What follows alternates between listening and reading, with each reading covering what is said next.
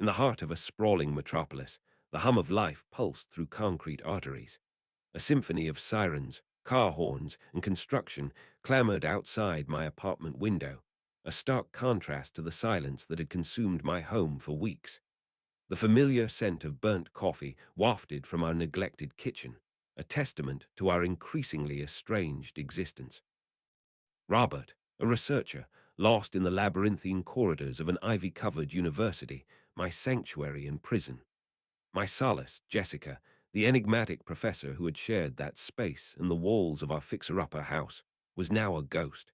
Her absence was palpable, her laughter echoed in empty rooms, and her scent clung to forgotten clothing like a spectre. The silence had grown from petty squabbles and unspoken grievances into a chasm, a void that swallowed the remnants of our once tender bond. A blowout fight over an empty milk carton and a dish left unwashed had been the final straw. The cacophony of her voice still reverberated in my ears. "You're never here, even when you are." The words pierced me like daggers, echoing through my mind as I stared at an empty chair at dinner, the weight of our fractured relationship pressing heavily upon me. My heart ached with anger and guilt, swelling with fleeting hope that one day we could repair this damage.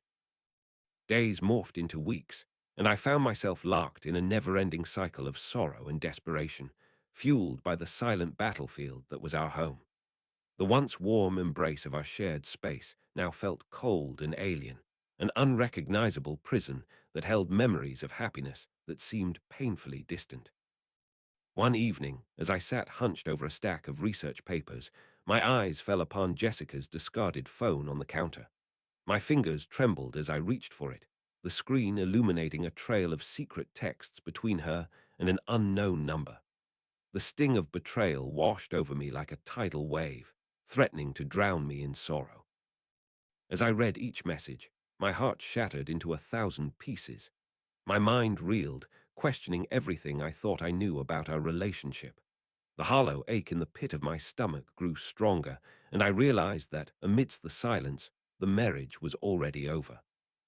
The shards of my heart lay scattered across the worn wooden floor, each jagged fragment echoing a piece of the life we had once shared. I felt the cold seep through me, numbing my soul as I cradled Jessica's phone like a weapon, its betrayal-laden messages seared into my mind. The nights that followed were sleepless ones, each moment tainted by the bitterness of the truth that had been hidden from me. The once familiar sounds of our apartment seemed discordant, an orchestra playing a funeral dirge for our love. One evening, as I sat in the dimly lit living room, I heard the unmistakable sound of a key turning in the lock. My heart leaped into my throat, and I froze, paralyzed by fear and anger. The door creaked open, revealing a silhouette framed against the hallway light. "Jessica," my voice cracked with emotion as I stood, my grip on the phone tightening. She stepped inside, her eyes downcast, the air around her charged with an energy that was both familiar and foreign. I came home," she said softly, her voice trembling. "I needed to talk." "Talk," I sputtered, my mind racing as I struggled to comprehend this unexpected intrusion into my solitude. "What is there to say?" She took a step forward, her eyes meeting mine for the first time since that fateful night. The depth of the pain and regret in her gaze was palpable, like an open wound that threatened to consume us both. "I made a mistake," she whispered, her voice barely audible above the quiet hum of the city outside our window. "I can't undo it, but I want to make things right." I stared at her, my heart heavy with a mix of emotions, anger, sadness, and perhaps just a glimmer of hope. The silence between us stretched out, an unspoken conversation that seemed to echo the void that had grown between us. Finally, I managed to find my voice, my words raw and ragged. "You want to make things right, then prove it." My gaze shifted to the phone in my hand, a silent accusation. She swallowed hard, her eyes filling with tears as she reached for the device, her fingers trembling as she took it from me.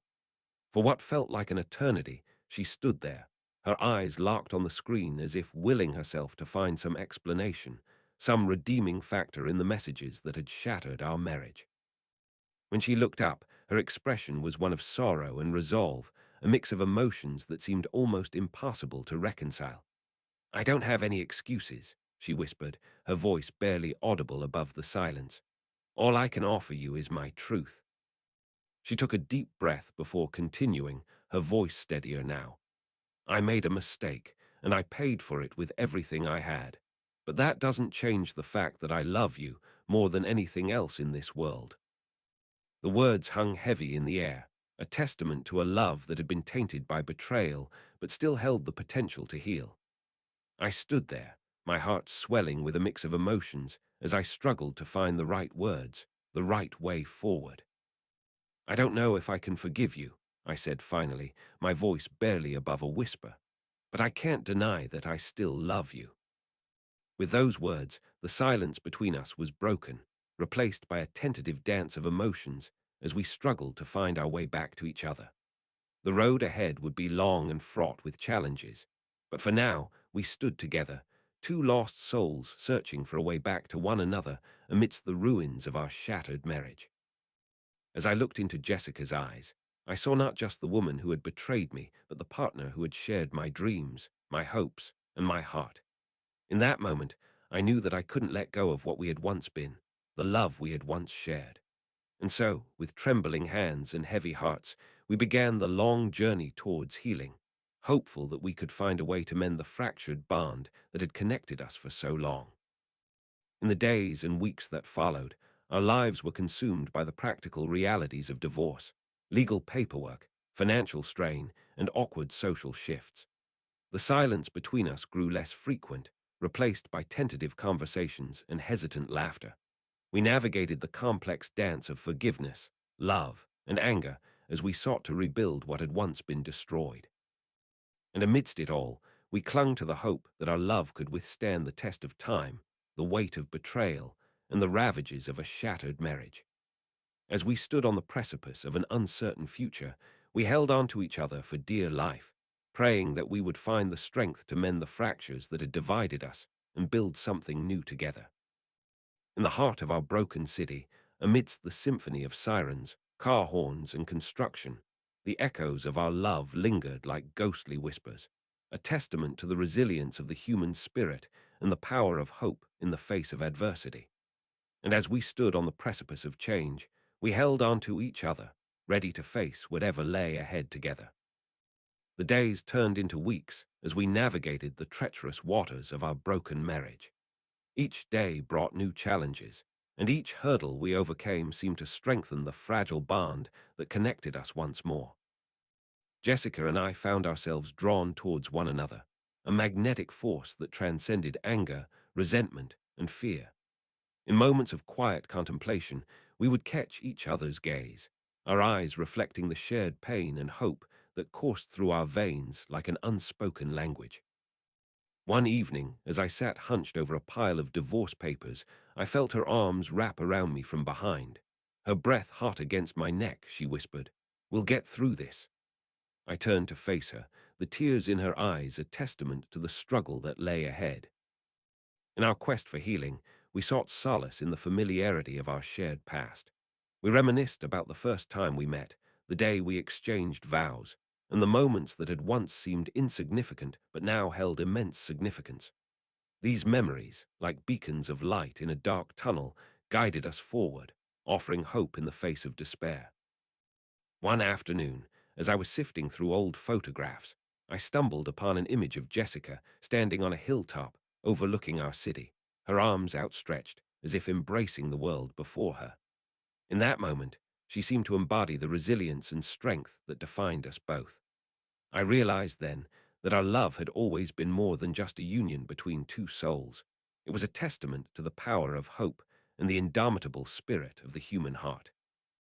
In an effort to rebuild our shattered marriage, we sought counseling to help mend the rifts that had formed over time. We shared our deepest fears, our regrets, and our dreams for the future, allowing ourselves to be vulnerable in a way we had never been before. Our therapist guided us through the labyrinthine corridors of our emotions, helping us find the strength to face the demons that haunted us both. As we began to heal, we found ourselves drawn back into each other's lives. We spent evenings sitting on the worn-out couch in our living room, our fingers intertwined as we watched the sun set over our city. In those moments of quiet intimacy, I felt a connection that went beyond love. It was a bond forged through pain and heartache, one that could never be broken. One evening, as we lay entwined in bed, Jessica whispered, "I'm sorry." Her voice barely above a whisper, her words hung heavy in the air, carrying with them the weight of our past mistakes.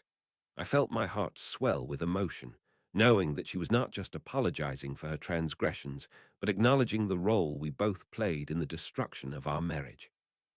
In that moment, I realized that the road to healing was not just about forgiveness and reconciliation. It was also about taking responsibility for our actions and learning from our mistakes. And so, with tears streaming down our faces, we vowed to face the future together, armed with the knowledge that we could overcome any obstacle if we faced it as a team. As we continued our journey towards healing, we found ourselves growing stronger each day. The fractured bond between us began to mend, and our love for one another grew into something even more profound than before. We had weathered the storm, and in doing so, had discovered a depth of strength and resilience that neither of us knew existed within us. In the heart of our broken city, amidst the cacophony of life, we found solace in each other's arms. The echoes of our love lingered like ghostly whispers, a testament to the power of hope and the indomitable spirit of the human heart. And as we stood on the precipice of an uncertain future, we held on to each other, ready to face whatever lay ahead together. Two lost souls who had found their way back to one another amidst the ruins of their shattered marriage. In the quiet stillness of our mended home, the whispers of our shared past echoed softly through the walls, a testament to the love that had sustained us through our darkest hours. The city outside continued its symphony of life, but within these walls, we found solace in each other's presence. The days blurred together as we navigated the complexities of rebuilding our shattered marriage. We faced challenges and setbacks, but with every obstacle we overcame, our bond grew stronger. We had come to understand that healing was not a linear process. It was a dance between hope and despair, forgiveness and resentment, love and anger. One day, as I sat hunched over a stack of divorce papers, a feeling of exhaustion washed over me. The weight of our past mistakes seemed insurmountable, the thought of starting anew overwhelming. But as I looked up, I saw Jessica standing in the doorway, her eyes filled with love and understanding. "We can do this," she whispered, her voice barely audible above the silence. I felt my heart swell with emotion, knowing that she was not just offering support, but sharing a burden that we had both carried for far too long. Together, we stood on the precipice of a new beginning, ready to face whatever lay ahead. In our quest for healing, we redoubled our efforts to repair the rifts that had formed over time. We sought solace in the familiarity of our shared past, while looking forward to a future filled with hope and promise. We reminisced about the first time we met, the day we exchanged vows, and the moments that had once seemed insignificant but now held immense significance. These memories, like beacons of light in a dark tunnel, guided us towards a brighter tomorrow. One evening, as I sat hunched over my laptop, working on research papers, Jessica approached me, her eyes filled with determination. "We need to make a plan," she said softly, her voice steady and resolute. "A plan for our future." Together, we outlined our goals, our dreams, and our aspirations for the years ahead. We talked about travel, about starting a family, about building a life together that was founded on mutual respect, love, and understanding. In those moments of quiet contemplation, I felt a connection that went beyond love. It was a bond forged through pain and heartache, one that could never be broken. As we continued to heal, we found ourselves drawn back into each other's lives in ways that were both profound and humbling. We spent evenings sitting on the worn-out couch in our living room, our fingers intertwined as we watched the sun set over our city. In those moments of quiet intimacy, I felt a connection that transcended time and space, one that was rooted in something far deeper than mere love. One afternoon, as we stood hand in hand on the hilltop where Jessica had once embraced the world before her, I felt a sense of peace wash over me. We had weathered the storm, and in doing so, had discovered a depth of strength and resilience that neither of us knew existed within us. Together, we stood at the precipice of a bright and hopeful future, our hearts beating as one. As the sun dipped below the horizon, casting long shadows over our city, I felt a sense of gratitude wash over me. We had been given a second chance, a chance to love each other without fear or reservation, to build a life together based on trust and mutual respect.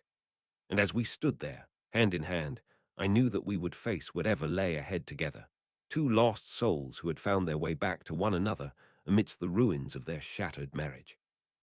In the heart of our mended city, amidst the cacophony of life, we found solace in each other's arms. The echoes of our love lingered like ghostly whispers, a testament to the power of hope and the indomitable spirit of the human heart. And as we stood on the precipice of a bright and hopeful future, we held on to each other, ready to face whatever lay ahead, together.